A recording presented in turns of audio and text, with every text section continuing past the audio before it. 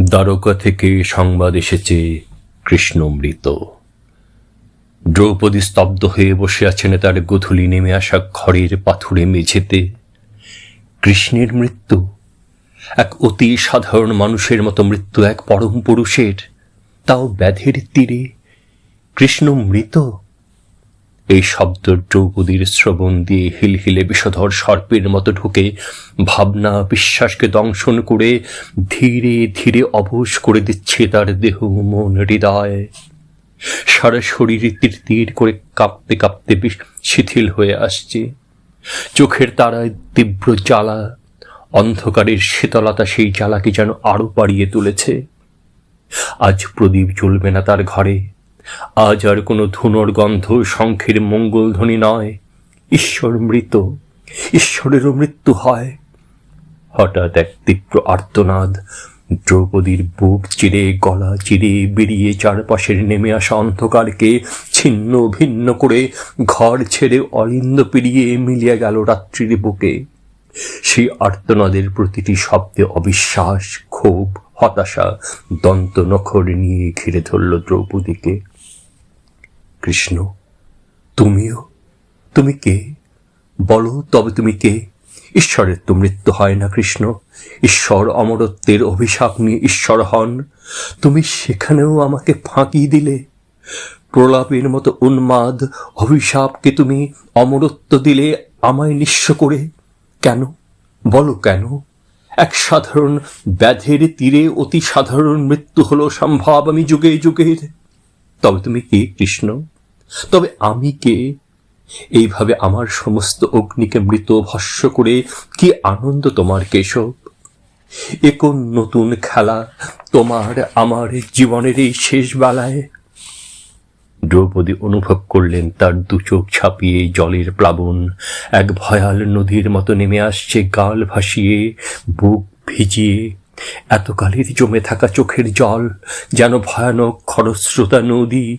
সেই স্রোতে ভেসে যাচ্ছে তার কুরুসভার রজস্বলা বস্ত্র, তার ধ্বংসন্মাদ শপথ, প্রতিশোধ স্পৃহা। ভেসে যাচ্ছে শত্রু, মিত্র, সন্তান আর পঞ্চপাণ্ডবের মুখ। ভেসে যাচ্ছে শত শত বৈধব্য প্রলাপ। ভেসে যাচ্ছে অতীত, বর্তমান, ভবিষ্যৎ। ভেসে যাচ্ছেন মহাকাল স্বয়ং। ভেসে যাচ্ছে সব, শুধু কৃষ্ণ ছাড়া। দ্রৌপদী অর্ধচেতনে ডাকতে লাগলেন, কৃষ্ণ কৃষ্ণ। জানালা দিয়ে এক ঝলক হাওয়া এলো, এক অদ্ভুত ধূসর গন্ধ নিয়ে, কস্তুরী মৃগনাভীর। দ্রৌপদী নিমীলিত চোখে স্মিত হেসে বললেন, এই তো তুমি। তবে কেন সবাই বলে তুমি মৃত? এই তো তুমি। সেই নীলাভ আলো যে আমায় ডুবিয়ে নিয়েছিল কুরুসভার অপমানের উগ্র জ্বালা ভুলিয়ে দিতে। এই তো তুমি, নরম স্পর্শ হয়ে খেলে বেড়াচ্ছ আমার কপালে, এলো চুলে, বুকের আঁচলে, আমার শূন্য হাতের আঙুলে, আমার সর্বাঙ্গ জুড়ে। এই তো তুমি, আমার মেরুদণ্ড বিয়ে তীর তীর করে উঠছ জাগ্রত কুলকুণ্ডলিনী স্রোত, নীল পদ্ম হয়ে ফুটে উঠবে বলে। এই তো তুমি, আমার স্পর্ধা, আমার শক্তি, আমার আরেক আমি। কৃষ্ণা, মানুষ ঈশ্বর হতে চায় আর ঈশ্বর হতে চান মানুষ। আমি তারই শাশ্বত উদাহরণ। গোকুলের ব্রজপালক ঈশ্বর হয়েও আবারও মানুষ হতে চাইল মৃত্যুর হাত ধরে। অমরত্ব সাপ মুক্ত হতেই এই অভিসম্পাত শিকার।